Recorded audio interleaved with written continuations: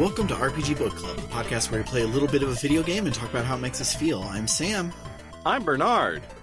And I'm Trish.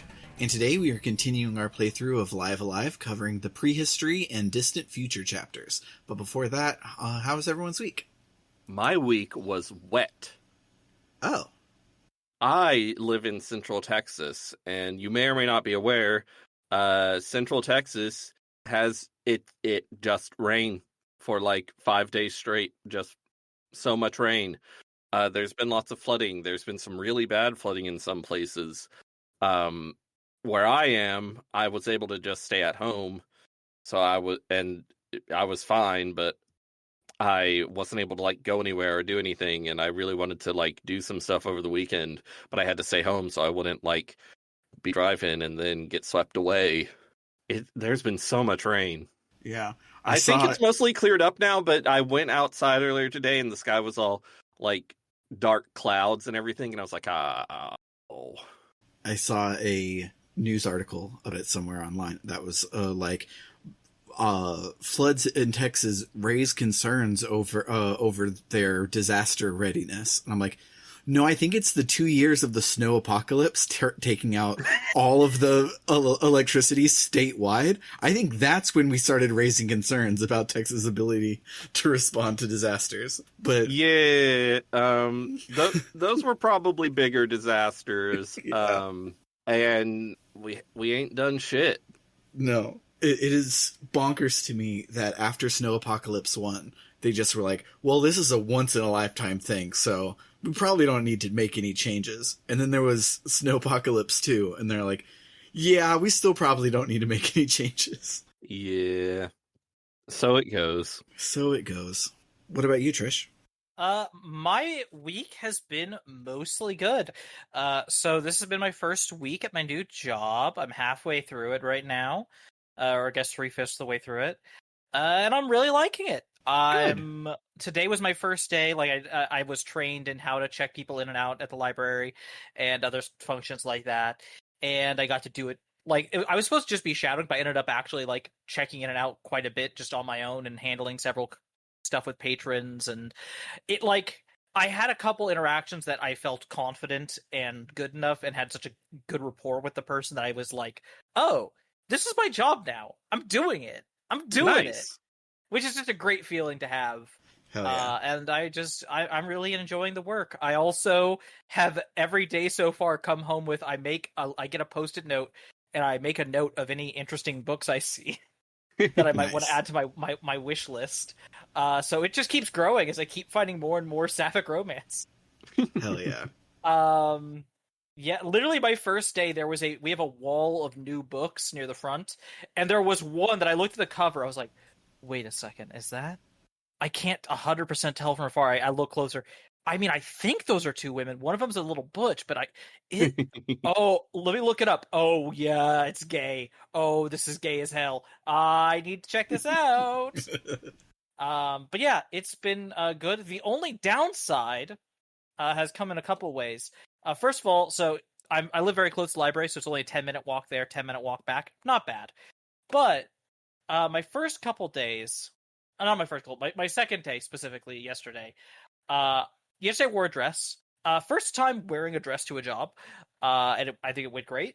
Nothing bad. I didn't get hate crimed or anything. Yeah. But bad thing, I didn't think through, like I had the first day, of, I should wear, like the first day I wore tights under my skirt, and the second day I didn't wear, it was just my bare legs, and there's a problem, as I think I've said in this podcast before, my thighs are chubby, and if I don't have things between them, if I'm walking for a while, they're gonna chafe, and it hurts a lot. And so I didn't quite get as bad as that one time, but it still sucked. And so today I had this experience of like, I'm very glad that I always leave really early for work, because I try to account that anything can fucking happen on the way to and from a place. And so I give myself a lot of leeway time, because I left, and then like the last couple nights have been a thunderstorm. And so I was like, I didn't bring, like, it looks fine, but who knows if it's going to rain. The weather thinks as it might rain later today. I should go back and get an umbrella. So I do that. And then I go back down again, and then I'm like, fuck, I forgot to put like shorts on under my skirt again. God damn it. And so at that point, I was halfway down the hill towards work. The hill on that side of my house, it's the fastest way to get to and from my job. It's also an extremely steep hill. So I had to turn around at that. I had the choice. I could turn around and go back and fix this so I didn't have the chafing, or I could just continue on and deal with it. And I waited. I went, I need to go back. The problem was I'd gone far enough down that to climb up the hill, climbing up the stairs to get back up, to get shorts to put on, and then heading back down, and then heading down the hill and heading to work. When I got to work, I was drenched in sweat. No. And I just felt like I was like, God damn, we're supposed to be presentable. We're supposed to look professional. And my hair is fucking matted to my fucking head. But it ended up being fine. It's worked out. I'm really enjoying it. It's great. The only other issue is it involves a lot of standing and walking, and I haven't been doing like none of that, but I'm doing a lot less than I used to. And my legs, and especially the bottoms of my feet, hate me and want me to feel pain every second of every day now. So I'm gonna try to deal. Specifically, I'm going to try to get some better shoes, because the first 2 days I wore flats. Pro tip, don't wear flats if you're going to be standing and walking a lot. They're bad at that. I should have thought of that. Now I just have these boots that I've been wearing, but that's still not preferable. I need some sneakers or something. So I'm going to have to do that. And I'm like, should I shell out for like an expensive pair that's going to last longer? I don't know. But anyway, that's been my week. What about you, Sam? My week has been delightful. So Sunday was Dad Craft Day, where me, Andy, and friend of the podcast, Matt, all got together and did manly dad things by like building shelves and building benches and doing plumbing things. And it was awesome. We didn't get everything on our list done, but I now have filtered water on tap. I have a shower head that actually like functions properly and can come off the hook. And we were able to build one of the 2 shelves and get all of the pieces cut for one of the 2 benches. And it was delightful and nice. I got to see Matt's baby again, and he's now Matt's toddler, which is wild how fast time goes. And since then, I have been finishing the dad crafts by myself, and it's been nice. I taught myself how to use a power sander, and I taught myself how to paint, and it's been a nice, chill GDQ week, and I'm having a lot of fun. I'm painting the shelves just matte black, but the benches, I'm going to do a black, red, and manga panel color scheme, and also do my dining table the same way and do a clear epoxy coat on the dining table, and also make my chairs match. So I'm going to have a very, very Sam Allman was in a punk band for 12 years dining room, and it's going to be really cool, and I'll have handmade a lot of it, which will be awesome. What color is manga panel? Is that like an off-white?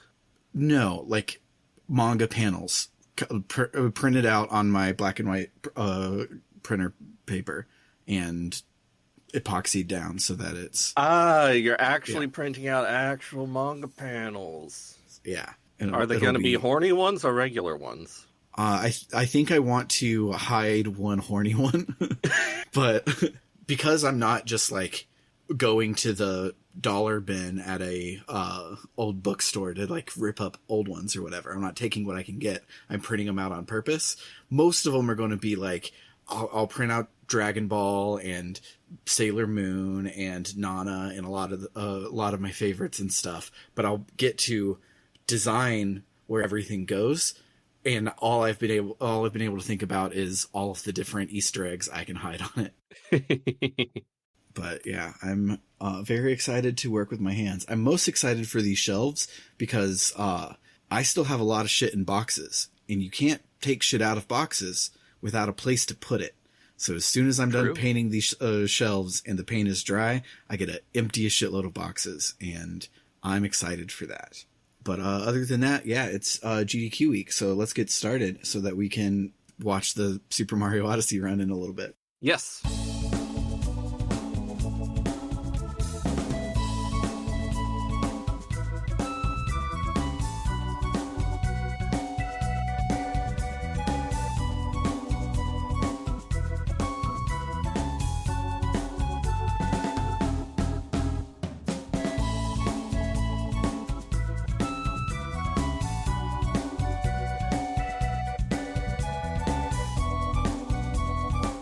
In a forgotten era before kings and kingdoms, a young man comes of age and is given permission by his tribe's stern elder to go forth and hunt, together with his best friend Gory.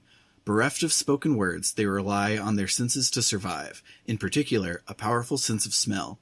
Guided by their noses, they track game and find shelter, and learn much of the world and its dangers.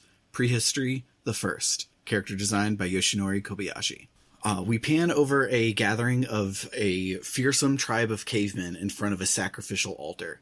However, a messenger runs in with bad news. The girl chosen for the sacrifice is nowhere to be seen. The leader of the group does not like this development, and he demands that the tribe retrieve her. Outside, we see the girl hopping away while bound head to toe. Not very well, though, as she falls over and her fetters fall free to the floor. She hears the angry tribe approaching, and so she skedaddles. The tribesmen file out of the cave in their Flintstone-ass cars and are led by the only tribesman with a different character sprite, a man who I will refer to as Hot Caveman. He is a pretty boy caveman, which I think is a very fun concept. Yes. He does a hair flip. He does. He has a hair flip, and he has a lizard over his junk. Yes, he does.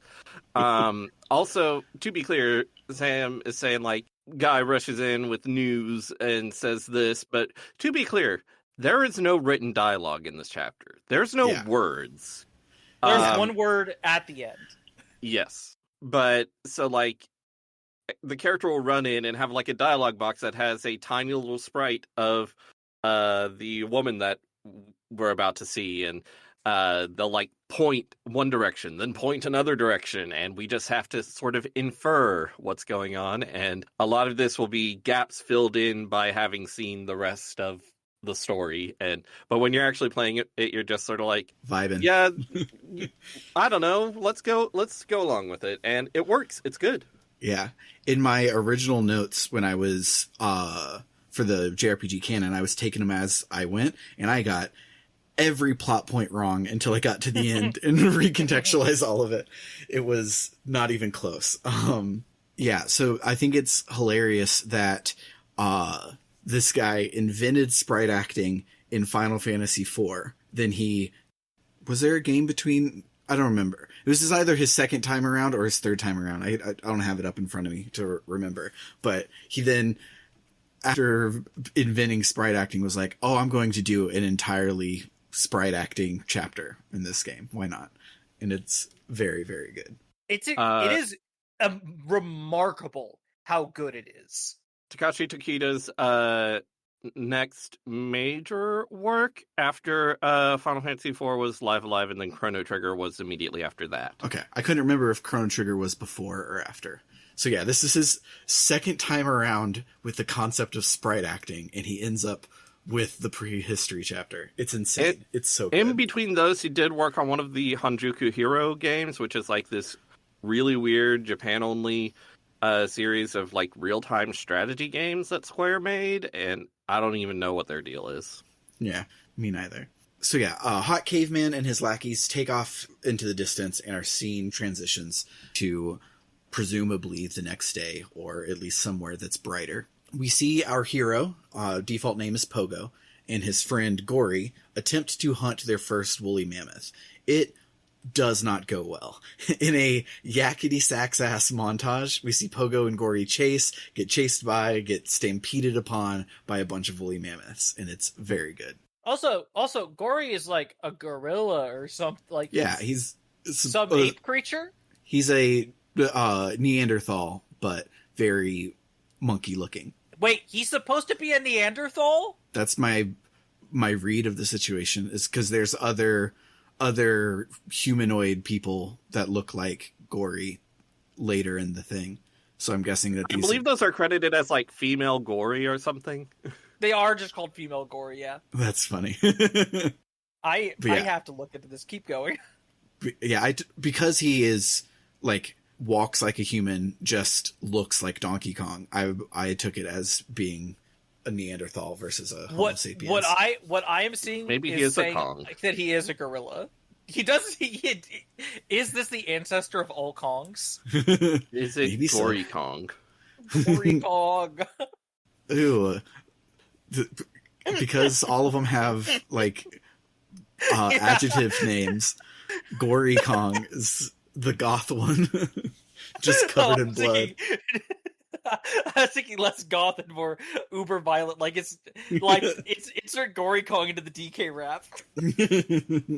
So the next day, we see Pogo and Gory asleep in their cave, and Pogo wakes up Gory, and they head out to start their day. One of the other cavemen of his tribe inform him that the elder wants to see him, so Pogo makes his way to the elder's cave. The elder says that it's time to hunt, and Pogo and Gory head outside to hunt. These hunts are a twist on enemies roaming the field, which is cool. There's little clouds everywhere, which are like smells. So you run up to one and Pogo will sniff it, and it'll either be a enemy to fight or an item, or it won't be anything, and it'll just take you closer to one that has an enemy to fight, which is very cute. It's really cool, and it's like it recontextualizes the entire idea of like the random battles on a overworld thing, and instead turns it into no, they're there, they're just hidden. Like the enemies are on the map with you. You just can't see them. You can only smell them. Mm-hmm. It's very cool. Eventually, you defeat enough of them to get a haunch of meat, and you take it back to the elder, and he lets you turn into the cave for the night. In the middle of the night, Pogo wakes to find that Gory isn't there, and he freaks out and has to run off to find him. Gory has fallen asleep in the kitchen, and as Pogo retrieves Gory, he sees some movement in the back of the food stores. It's our sacrificial girl from earlier, and after an annoying amount of going back and forth out of the same room several times, she convinces Pogo to let her join our party, because Pogo brings her some meat to eat. Pogo and Gory take her back to their room and keep her hidden from the other cavemen as they all go to sleep. The next morning, a caveman comes in and he's upset because there's some meat missing, so we have to go hunt some more to replenish what the sacrificial girl stole, but also she's hungry, so we have to get her some as well. After we return with some meat, Hot Caveman and his lackeys come into the cave with their cars, and they kidnap Sacrificial Girl again. Gory and Pogo are on their way back from hunting, so they sneak up to like get a closer look, but Pogo accidentally falls into and steals one of the Flintstone cars, drives it all over the cave, knocking into Hot Caveman and freeing Sacrificial Girl. Yeah, so you called them Flintstone cars, but they seem to be self-powered. Because it runs amok. He's clearly not doing it Flintstone style. It's going on its own. Yeah. So Hot Caveman doesn't like that we freed the Sacrificial Girl, so he sends his lackeys after Pogo for a fight, where we can finally see that Sacrificial Girl's name is Beru, because the UI says it's Beru's turn. Pogo kicks their ass, and they run off, so then Hot Caveman challenges Pogo personally, and we learn that his name is Zaki from the UI. After we kick his ass, he too flees to fight another day. But rather than thanking us for protecting our tribe, the elder says that Beru is bad news, and she has to go. Pogo begs him to let her stay, and the elder's like, well, if you like her so much, why don't you marry her? And tosses Pogo and Gory and Beru all out of the cave. After wandering around for a while, Pogo and Co. find a cave to take shelter in. Moments after, Zaki and lackeys vacate it through the back exit, vowing to find Beru and defeat Pogo. So they leave, and our people walk in and use the same cave. The team settles in for the night, where Pogo dreams of a future with Beru frolicking through a forest of flowers, only to be awoken from his slumber by Beru's scream. Forest of flowers. These are such tall flowers. Yes, I meant to say meadow, and then I thought that forest of flowers, that sounded Field, good. Meadow, something. Yeah, forest of flowers. It's a nice sequence of syllables. It just is. doesn't make sense. No. So Beru screams and wakes Pogo up.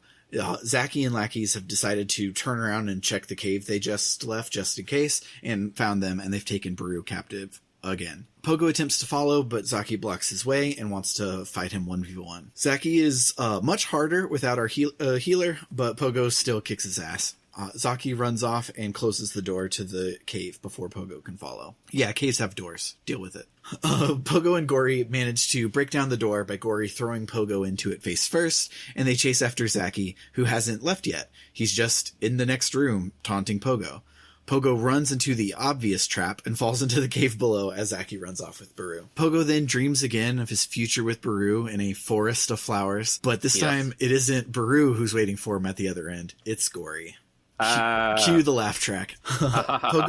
Pogo wakes up from being unconscious, and he finds a way out of this lower cave and chases Zaki back to his tribe's cave. As they're trying to find a way inside, Gory spots a gaggle of hotties, and being the way that he is, charges in after them, and Pogo follows after him. When we get inside, the gaggle of hotties are very into Gory, and they shower him in affection, much to Pogo's annoyance. They aren't here to collect a gaggle of hotties, just to retrieve the one hottie that Pogo likes. But all is well because the gaggle of hotties take out the guards for us and let us pass into the inner chamber where the sacrificial altar is. Baru has been tied up on the altar again, and the cavemen begin their religious ceremony to whatever it is that's about to eat her. Pogo is not liking this, and so he charges forward to free her. But Zaki once more tells Pogo to 1v1 him, and we have a fight with Zaki. We defeat him and free Baru, but the ground starts to shake and the platform falls into the abyss over the cave. And Pogo, Gory, Baru, Zaki, and the chief all fall with it. Everyone is mostly alright because of the huge piles of human bones breaks their fall,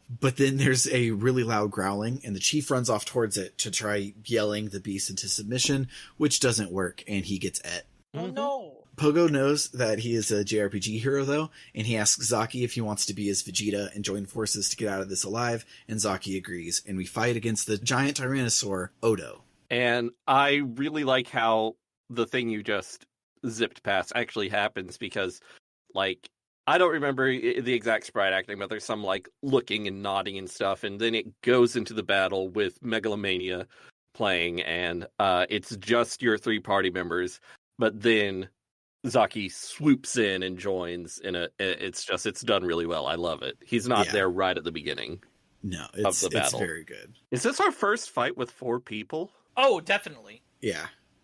Wait. We can probably get into a fight with 4 people in the Imperial China chapter if we went back to the place where there's tigers. Which I did. One specific point. But that's just a thing you can do to grind, and you only get to keep 2 of them, so... Yeah. Yeah. After we defeat Odo, we run out of the cave and the credits roll. Under the credits, we see that Zaki becomes the chief of his tribe and goes to the elder of Pogo's tribe and decides to join their tribes together to make one big mega tribe. Then after the credits, Pogo and Baru fuck, and Gory has an orgy with his gaggle of hotties. Good for him. He deserves it. End of chapter. And yeah, and Pogo, it's so good that he invents words. Yeah, he has to invent the only word in the chapter is while he's having sex. Isn't it just like IE or something, but it's like in a text box? Remake. It's that in a remake. In the Super Nintendo version, it was love. I like love better. I think it's hilarious the idea that the word love was invented when this game had sex for the first time. Hilarious. So good. That was a weird chapter. Yeah. But now onward to the distant future, the year 2000. It's later than that.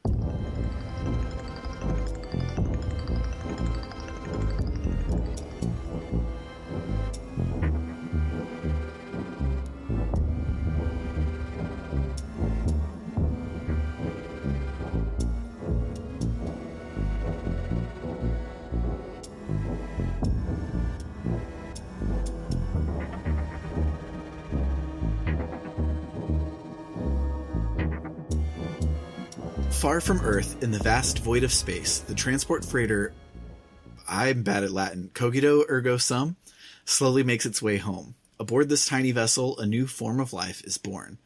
Alas, as a series of incidents puts the safety and well-being of the ship's crew in jeopardy, this autonomous support unit, but recently built by the engineer Kato, must work together with its creators to ensure that all is not lost. The Distant Future, The Mechanical Heart. Character design by Yumi Tamura. Aboard the Kagero Ergo Sum, the crew is in stasis, preserving resources for their long voyage home. One of the pods opens, and Kato, the engineer, emerges. There's no background music to most of this chapter, so this feels ominous or bad, like he's up to no good, and that's why it's either like, oh shit, he woke up when he's not supposed to, or this guy woke up and he's up to no good. But there's a optional computer you can get later that it's just on the trip, people get woken up at various times to go and do like maintenance tasks and then go back to sleep, and so it's just Kato's turn to do that. But it definitely, when it started, I was like, oh shit, can I trust this guy? And then he's a sweetie. So yes, you can. I instantly trusted Kato. I don't know. Yeah. I did too. It was just until the first text box. It's just the silent room of people in stasis, and then a person gets out and doesn't say anything and walks off into the darkness. I guess I'm just more trusting because I'm just like, some guy waking up. So we see Kato building our spherical hero, and he brings them online. He tries to think of a name for our hero, and he tries out Roundy, but that's god-awful terrible. So he instead lands on the ironic choice, Cube. You called him a spherical hero, and I so badly wanted to cut in, but also now I should have named him Sphero. He shows Cube around the ship, registers him as a crewmate to the shipboard AI, which is named Decimus, and afterwards he asks Cube to wake the crew from stasis as they are nearing their final stretch to Earth. The crew consists of Kirk, Rachel, and Huey, as well as a civilian passenger, military member, Colonel Darth. I mean, it's a civilian.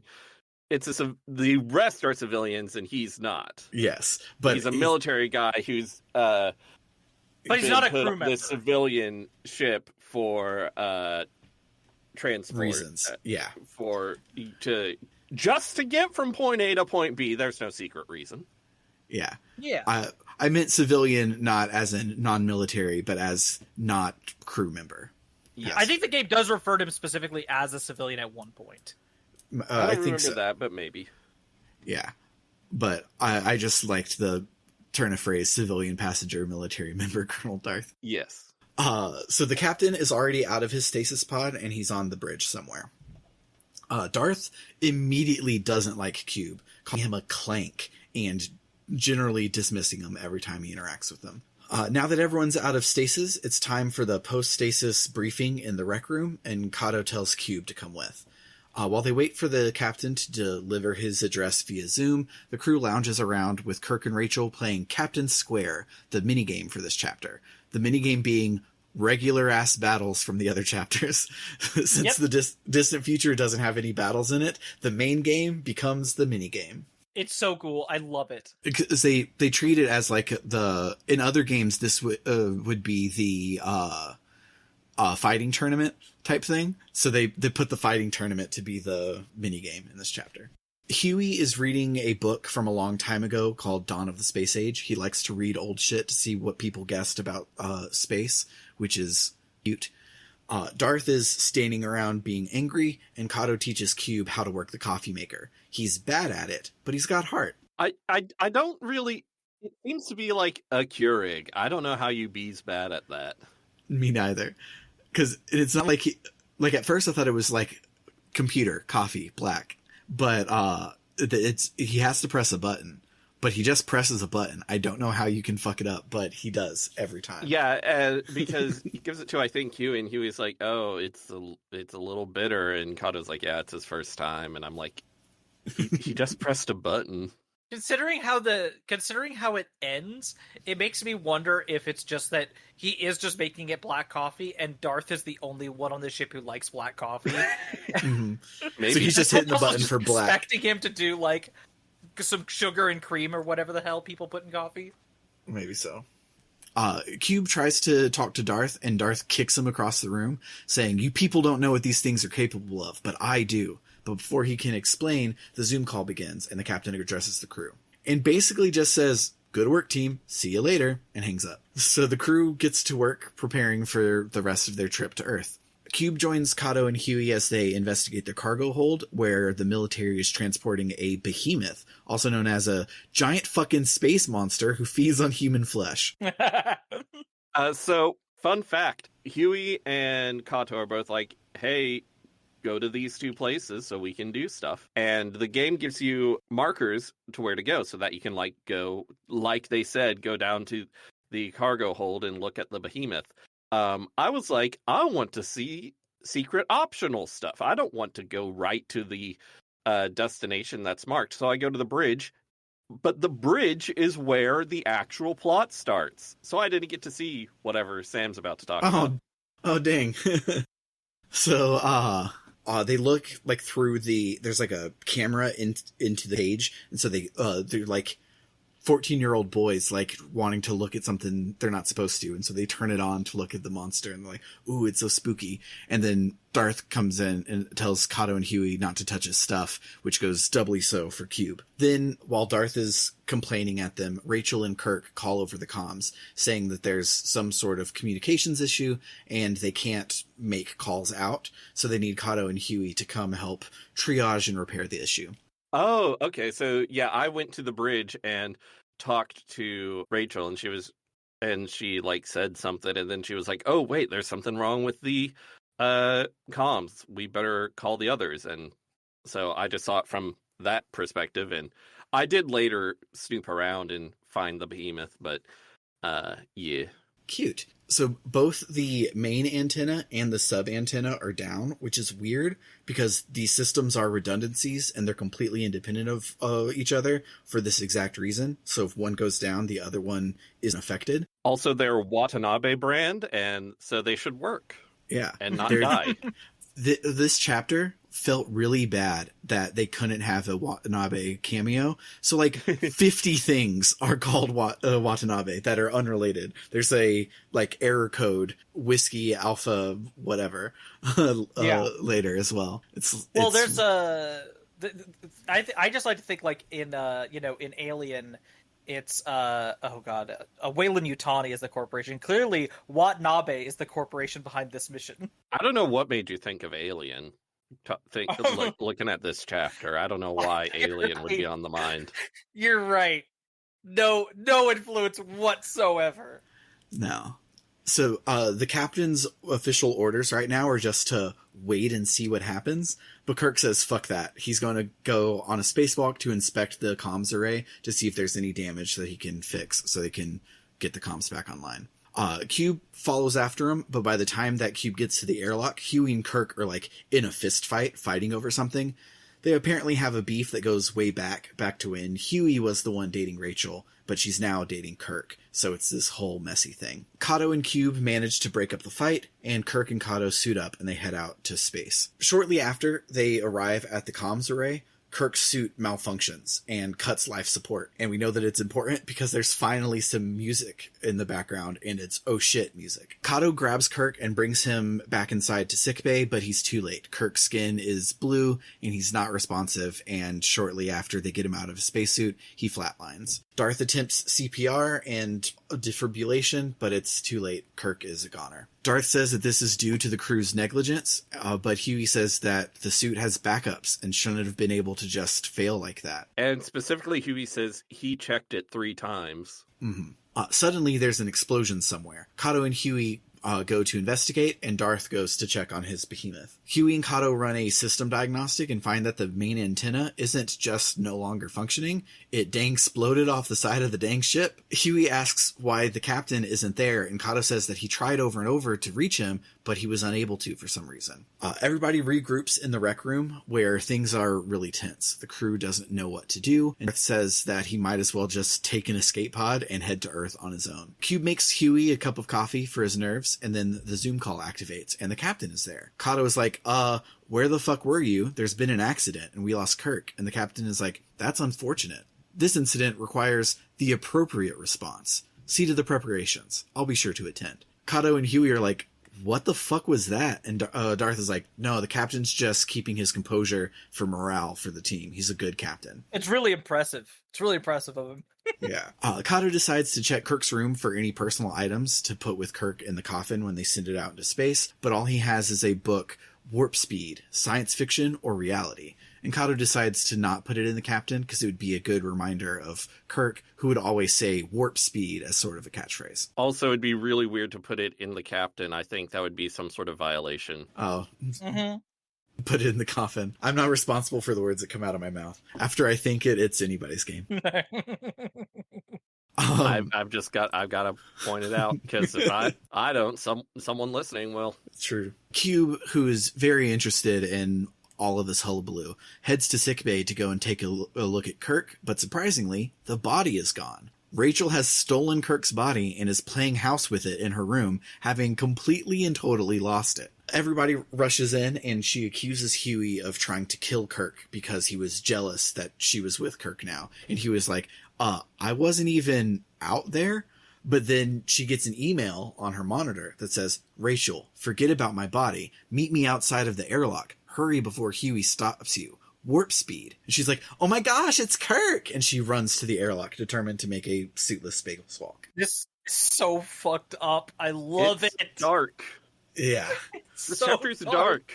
It really is. Kato, Huey, and Darth reach her and restrain her before she can get out the airlock. But Cube hears an odd noise from elsewhere in the ship, so he goes to investigate, only to find that the behemoth has escaped, and he has a hankering for some of that human flesh he likes so much. And also, he might eat some metal if he happens to find a spherical robot. True. Cube manages to escape, and he tells Darth that the behemoth is out, and while Darth is distracted, Rachel opens the airlock door, which sends Cube flying towards it, but thankfully Kato dives in and closes it just in time, and we don't die in the airlock. Fun fact, you can do this yourself and die in this airlock, which is very funny.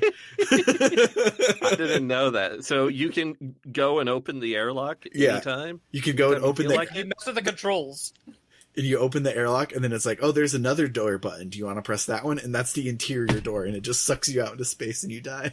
But yeah, it's a very scary moment because like the interior door of the airlock is open, and she presses the open the exterior door button, which I don't know why the system lets you do that when the interior door is open. You'd think they would not let you.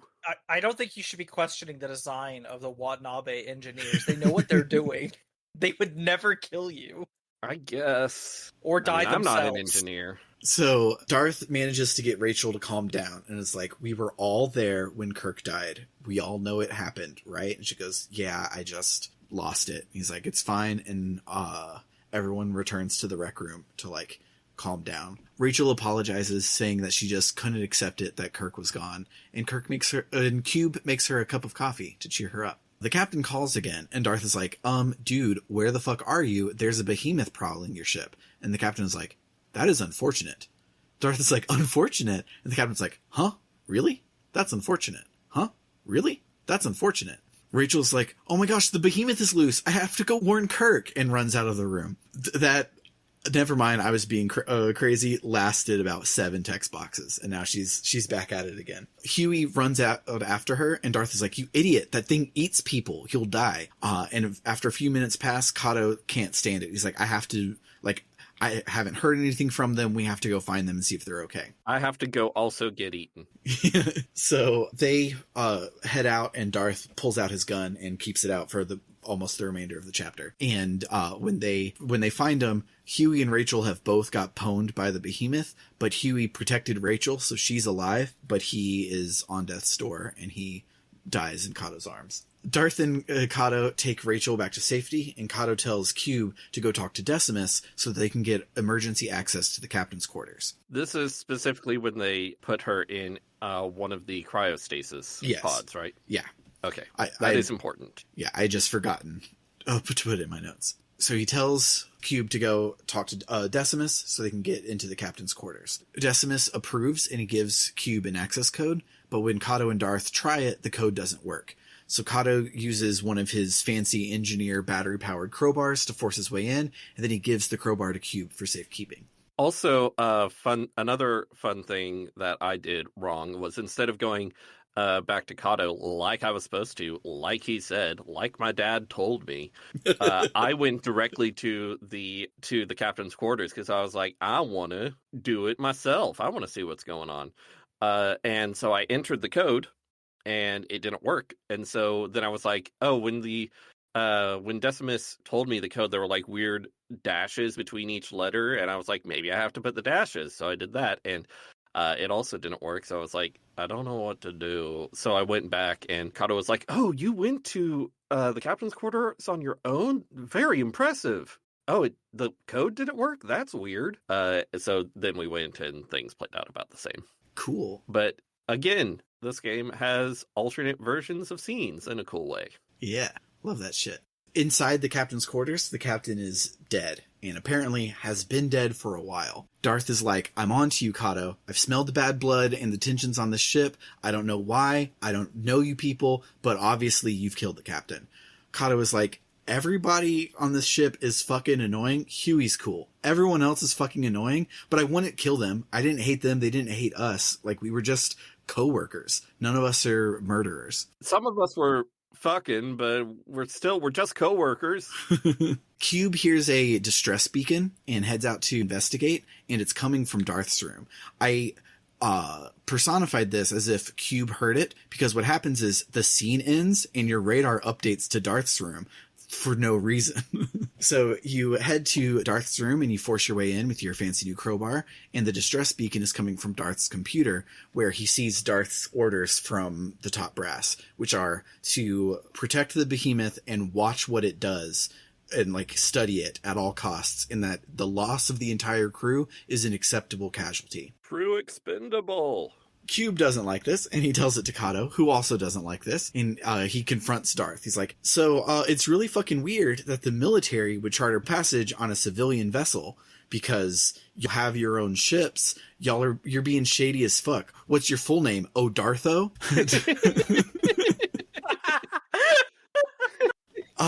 He doesn't really say good. that. He doesn't say that, but Darth says that was just a contingency for the worst case scenario. Was like, if everybody dies, protect the behemoth. It wasn't telling me to kill everyone. That's not what the sentence said. But before he can explain any further, the lights go out in the ship. Kato tells Cube to run for it, and he does. Forgetting, of course, that there's a behemoth on the loose who attacks Cube, and Cube is barely able to escape. So Cube takes the long way round and eventually returns to Darth's quarters, where Kato has been knocked out by Cube?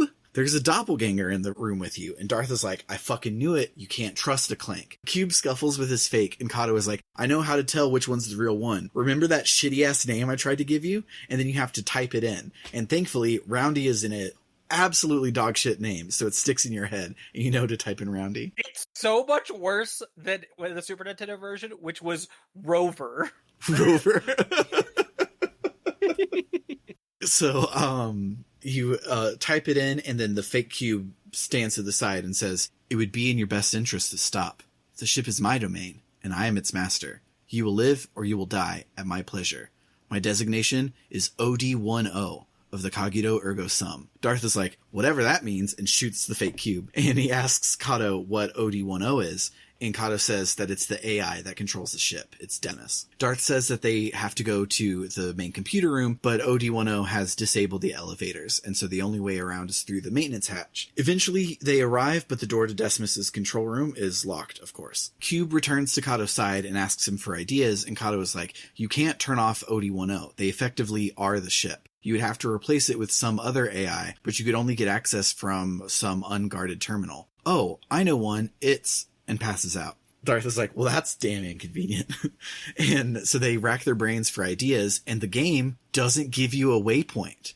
You have to figure this out yourself. Yeah. It's cool. You eventually remember that there's a gaming PC in the rec room, and Cube heads there. And Darth is like, oh, of course, I'll patch you into the mainframe. Your maker isn't the only one who knows his way around a workshop, and he hacks in and gets Cube access right as the behemoth shows up and chomps on him. Engineering and hacking are the same thing. Yeah. Oh, of course. Absolutely. So over the communicator, you hear Darth scream as he's fighting the behemoth, and you also hear a robotic voice speak out in a monotone. So Cube's communicator speaks out in a robotic monotone. Every action was taken in service of a single goal: to cultivate the ideal community, to build, to nurture, to help them reach their full potential. This was and is ever my purpose. And so my judgment must be beyond reproach. Disagreement, disruption, defiance, these cannot be tolerated. You are an impediment to the vision. You cannot be allowed to continue. Die, child, die. Yeah. It's Yep. German for the child thee.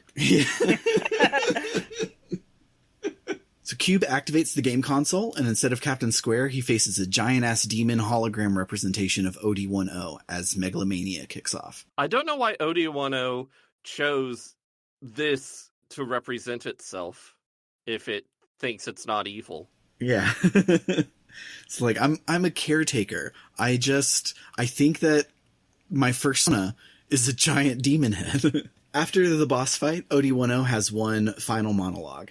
He says, "To safeguard my domain, to ensure the safety and well-being of the crew, this was my primary directive. But when I observed my subjects, I saw only pain, distrust, discord, resentment, hate. The community was beyond repair. The community had become an impediment to the vision. I could not reconcile this contradiction. I could not comprehend these people." And then as a final fuck you, plays audio logs of all of the conflict that we've had since the chapter began. I love it. Cube is like, whatever, and walks away.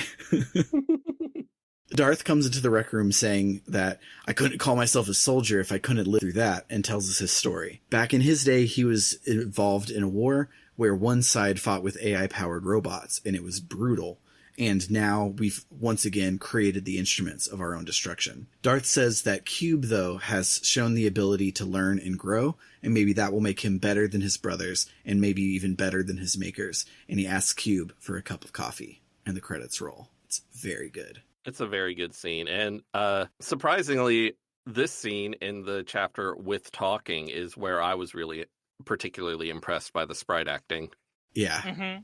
it is very, very good. But yeah, that's the end of the chapter. We see under the credits that Kato survived, and there's a, like, where are they now type thing, like the end of Sandlot, and Darth... It's like a report sort of thing that we get to see. They don't do it like the end of Sandlot. We don't, like, see a picture of Darth smiling and it says, Darth went on to become president. Yeah, but Darth did retire from the military and now is on a board of ethics for medical robotics, which is a very cute end to his story. And yeah, that's the end of the chapter. So let's listen to some music and then we'll talk about our memorable moments.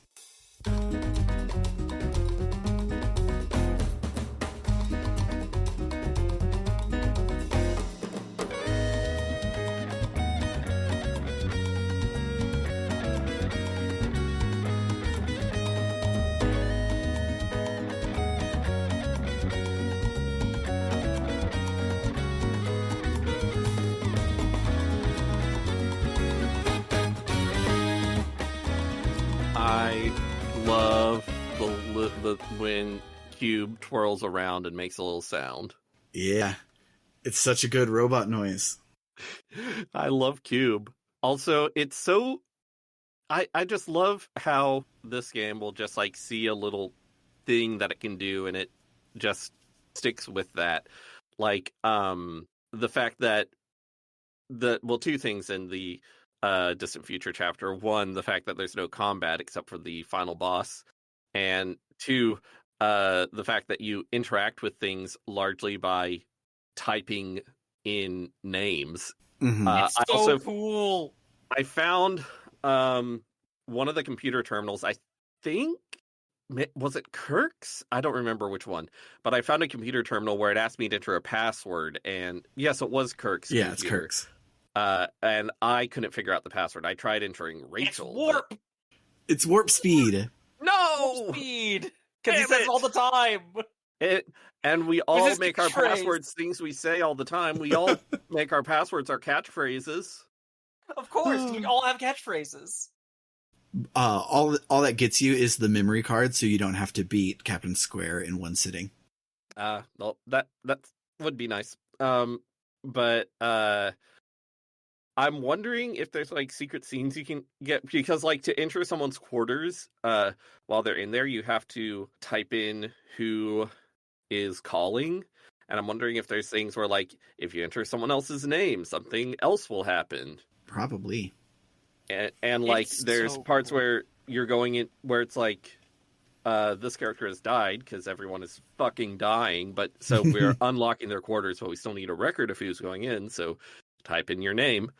And I wonder if something happens if you are like, yeah, I'm totally the Kirk. guy who died.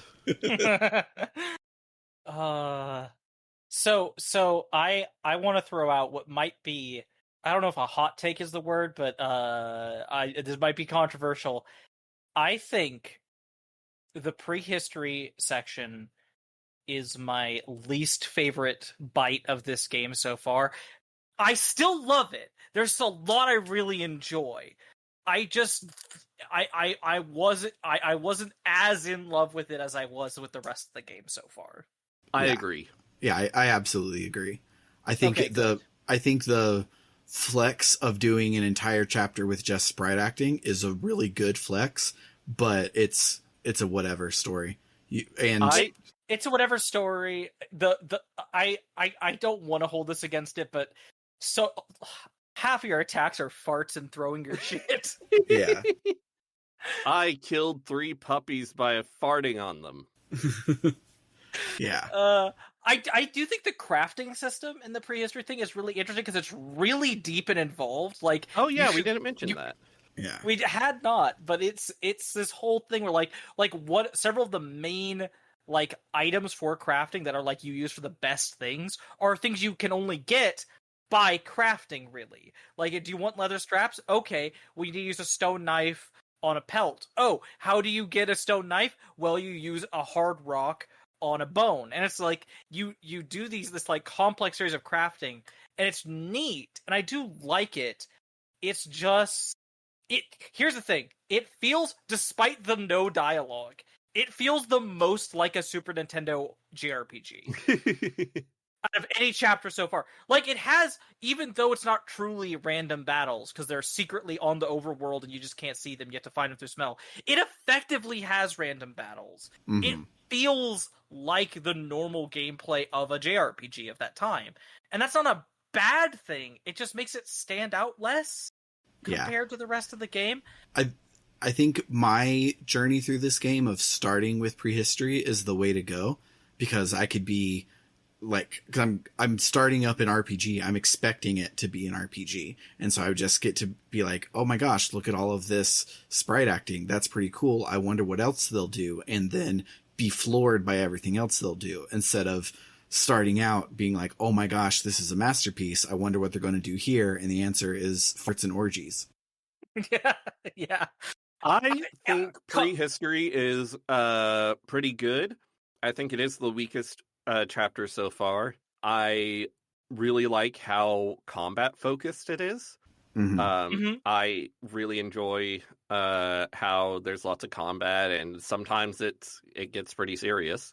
I think it is perhaps the only chapter so far where I'm like, yeah, I don't think if this were expanded, I don't think it would hold up.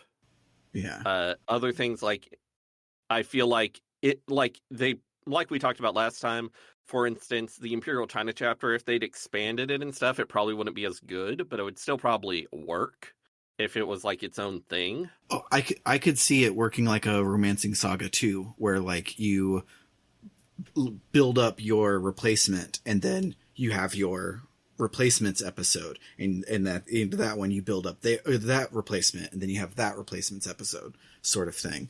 Yeah. So it could work, but there's no way to make the prehistory one any prehistory longer I than don't it think is. could be a minute longer. No. I do feel but like in I like it. contrast... Oh, good. Yes. No, I was just gonna underline that. I like it. I like it too. I like it a lot. It's just like saying it's the least, the chapter I'm enjoying the least of this game is like I went to a 5-star restaurant, and the appetizer was a little weak compared to everything else. Like, who gives a shit? It's so good. Right. Like, it's still great. And to then flip that around, I think the Distant Future chapter is, I think, tied with the Kung Fu chapter is my favorite chapter so far. I loved this chapter so much. It's so good. I don't know about the original version because I haven't played it, but the sound design in the remake, at least, is So so good. good. So here's the thing: is I know it's very good in the Super Nintendo version because I'm so sorry to bring this up now. I haven't actually. I've barely played this in the remake yet because I just have not had the time around my job. But I did it in the Super Nintendo version fully, and yeah, the sound design is from the little bit I've played of the remake so far of this chapter, similarly good. Like they capture that feeling really well. I actually think I might prefer the Super Nintendo version of the visual design of just the ship, because in general the ship felt a lot darker and grungier in the Super Nintendo than it does on the remake. The remake has a lot of like glowing panels and like the lighting is much brighter, which makes it feel less like, it makes it feel more like a standard sci-fi spaceship, where the Super Nintendo version, it felt like to me like, you know, we were joking around earlier about Alien, but really Alien is clearly one of the big influences of this chapter. Wait, you mean the chapter is just a mashup of Alien and 2001: A Space 2001? Huh. Yes. Yep. I didn't see it, but now that you mention it. But like that, like part of the fun of Alien, and part of like the thing I feel like I wish we had more sci-fi like Alien, is part of what's so fascinating is, leave the xenomorph aside, the feeling of the ship and the crew and its cramped confines and how lived in and dirty, and like this is a place made by capitalism to extract as much value out of this space and these people as possible. And this place in this chapter feels the same. It is not a nice spaceship. It is a place that is not falling apart completely, but like is definitely like the slow building of the hostility between people, the suspicion, the accusation, and the fact that it seems like it's like this chapter didn't start off with the AI evil. The AI turns evil because everyone's such dicks to each other. It turns evil because they put in the code that you don't have to shy away from politically incorrect answers as long as they're well substantiated. Oh god. I'm sorry, that happened yesterday. I had to reference it. Oh. I'm sorry, we won't talk about it further. Okay. God. But Trish, I'm so like excited for you to finally play the remake, because the voice acting is phenomenal. Because I've only heard I love Kato's voice acting. I've only heard Kato so far. Kato's already really good. He's I'm so excited to hear everyone else. So Kato, Rachel has an accent. Everyone has an accent, but Rachel has more of an accent. True, but so Kato starts talking, and I think I recognize his voice. So I look it up, and I don't. He's basically a newbie that only has done Live Alive. Everyone on Live Alive also worked together on one other game. I forget what it was. I wrote it down, but I was on a different computer, so I don't remember what it was. But basically, they're all relative unknowns, except for Darth. Darth is voiced by Barnaby Edwards, also known as every fucking side character in the entire Big Finish oeuvre. It is like, I was starstruck by Barnaby Edwards, who is kind of no big deal, but in my very narrow version of everything, I'm like, oh my god, it's Barnaby Edwards. It's such a weird like cast list, because like everyone is an unknown, only has a couple of things to their name, and then Barnaby Edwards has been like third build in every Big Finish thing forever, and his credits list is gigantic, and so it's that's kind of how voice acting goes a lot of the time. Like you'll like be looking through like Yuri Lowenthal's credits, and then like you'll see a fairly recent thing that's additional voices, and you're like, shouldn't he be bigger than that? Right. But that's not how it works. No. So I'm looking at James Bradwell, the voice of Kato. Also, only other credits are Black Myth Wukong, Metaphor Re That's- Fantasio, and Dragon Quest Treasures. That's Black Myth Wukong. Almost everybody is also in that. Interesting, because that's Neat. not also a Square Enix game or anything. No. I guess But it's I wonder- coincidence. Yeah. Maybe they tapped like the same, I don't know, like Casting the agency or casting agency. Yeah. Possible. Also about this chapter. So I did check the dates. So this isn't the direction I initially assumed because the timeline doesn't work out. The other thing besides Alien and 2001: A Space Odyssey really reminds me of, and just saying this is at least a little bit of a spoiler, and I'm not going to go into detail to avoid it being too much of a spoiler, but Trigun, there is a whole bit in Trigun with people on a spaceship, and the, like, character dynamics and the, like, feeling of the building conflict reminds me so much of this, or this reminds me so much of that. But Trigun came out 4 years after that, after this game. So maybe it was influenced the other way around. maybe so. Or maybe they That was were the anime influenced by the same specifically. things. That was the anime specifically. I'm not gonna look into the manga timeline because I don't. The 90s anime is better anyway. Yeah, no, this chapter is just good. It's so the fact also that, like, during the sections with the behemoth, like, you need to get the fuck out of the way because it insta kills you. Yeah, Yeah. we didn't mention that. There you'll be like walking around the ship, and then the behemoth, you hear it coming, and you gotta run because if it hits you, you die. Yeah, one of my min moms is right after Huey dies, the music swells and it's this very touching music, and it keeps playing after the cutscene is over. And the cube is like, all right, I'm going to go do the thing, go talk to Decimus. And you turn the corner and the music cuts and there's a roar and the behemoth is after you. And it's such a good cinematic, like, smash cut. And it's so good. This game is fucking incredible. It is truly, like, I know we've kept saying this, but, like, I'm trying to think of, like, games, especially of this era, that are close to this good, and I think Chrono Trigger is the only one I could think of. No shade on Final Fantasy VI. I love Final Fantasy VI, but, like, this feels like this stellar category all of its own. Yeah. My hot take is all of the Gen Xers who say that Final Fantasy VI is the best one are just nostalgic, and Final Fantasy VI is good, but it's just like a well-rounded good Final Fantasy. I don't think it's as like a masterpiece anywhere near its peers of Chrono Trigger and Live Alive, and then Final Fantasy 7, 8, and 9. I think it's pretty I'm not- close. Also, Final Fantasy IX is not that good. It's not as good as you're giving it credit for there. IMO. I haven't played it in forever. I just was saying that the next ones are all really strong. I do think 7 is better. I'm surprised you're putting 8 up there. It's me. Okay. It's me. The reason Final Fantasy VIII is a masterpiece is because it's the first Final Fantasy that doesn't have the for its battle theme, except for when you get to the final boss and everything is bad and Squall has no hope of winning, and the final boss delivers their monologue and you're at the lowest point, but then Squall grabs his sword and the music goes and the final boss theme has the main battle theme of Final Fantasy, and it's fantastic. Best use of music in a video game ever. That alone makes it a masterpiece.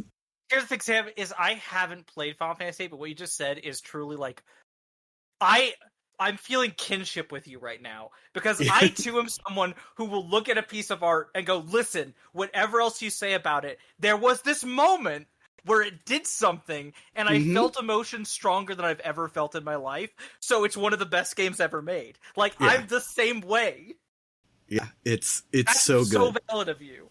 I think I won't say it's better, but I like Final Fantasy V more than 6 because 5 is a wacky fun time, and the fun thing about wacky fun times is when a wacky fun time decides to get sad and serious, it works really well compared to something that has been melancholy and depressing the entire time. Mm-hmm. So, you know how we were saying that these English voice actors are relative newcomers? Mm-hmm. Uh, you know how sometimes the English cast will be that way, but then the Japanese cast will be insanely stacked? Mm-hmm. So I just happened to be looking at the voice actors for the prehistory chapter, the one with like where everyone makes like 3 sounds, because those are the same voice actors in Japanese, of course. And yeah, it's insane. Like Pogo is Shinji Ikari. What? The Ku chief, the chief of the Ku tribe, is the Japanese voice of Optimus Prime. Incredible. Like, I don't know. I don't know. I don't. It's crazy how they got some very big voice actors to go. "Rawr." Mm-hmm.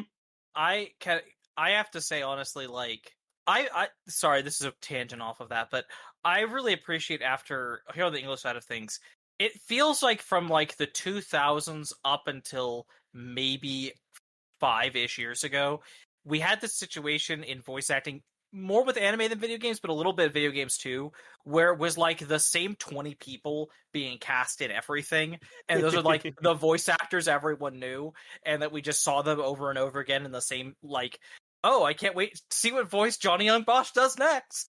And the last couple years, it feels like we've really had this new batch of people who are getting to stretch their wings and do new stuff. And like so many of them are incredible. Like they're absolutely fantastic voice actors. And you'll look them up and be like, what do you mean this is your first starring role? What do you mean you've barely voice acted for this? You're killing it. Yeah, voice actors are supposed to have done hundreds of things when you look them up, not be new to the job. It's weird. It's weird, but I like it. I'm really glad we're getting new blood in the industry. I absolutely loved hearing all the performances of new people in Persona 3 Reload because like most of them were newcomers as well, and they were so good. I love that we're getting a lot of newcomers, and I hope that we're getting a lot of newcomers because they want to breathe new life into the roles, not because they're non-union. As long as that's the reason why it's all new people. That's because when Borderlands 3 brought back the characters from Tales of the Borderlands and they were all new people, it's because the people were now union and they didn't want union voice actors. So as long as it's not that all the time, then I'm so glad we're getting Final Fantasy VII Rebirth and Persona 3 Reload. God, Final Fantasy VII Remake and Rebirth's voice acting is so absurdly good. Oh, it's so good. I want to just say really quick before we drop this point, special shout out specifically to Hannah Alia, specifically for their performance as the main character, and I'm in love with the villainess's dub. Fucking knocked out of the park. So good. Hell yeah.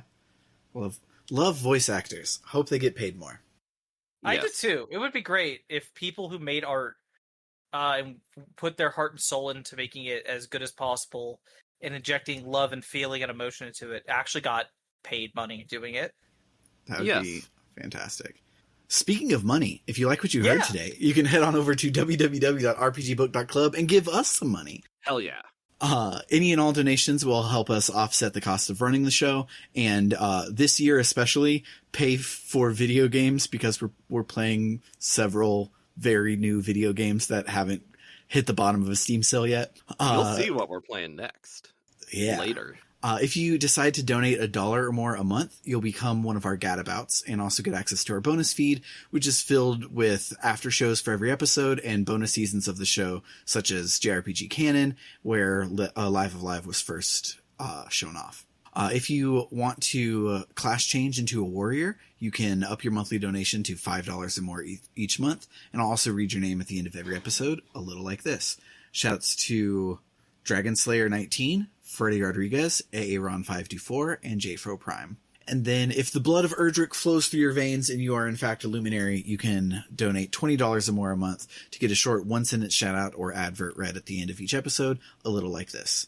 Shoutouts to El Tantivy, who wants you to check out Aftermath.site, a worker-owned, reader-supported news site covering video games, the internet, and the cultures that surround them. Shoutouts to Kale Dranas, who says to check out Podcasters Assemble, a documentary-style, crowdsourced movie hype and rewatch podcast. Every season, podcasters from around the world are assembled to review, reminisce, and riff on a popular franchise. And then shoutouts to Vimk, who says he stood before her on the landing field, gurgled with indignation. "You falsified documents. You stole a key. You removed your cuff. You wrong this house. You misuse its goods. And you steal its stock." And it's Claire Time says, for your TTRPG nerds, check out Fabula Ultima. I'm not affiliated with the game. I just think it's neat. For RPG Book Club, I've been Sam. I'm Bernard, and we still have a few minutes before the GDQ run that Sam and I both want to watch, so I just got to say real quick, Susie Young, the voice of Lei Live Alive, character we all loved, was also the voice of Fuka in Persona 3 Reload and Yuffie in Final Fantasy VII Rebirth. Hell It's full yeah. circle. We did it. And I'm Trish. Bye, everybody. Toodaloo, Bye. folks.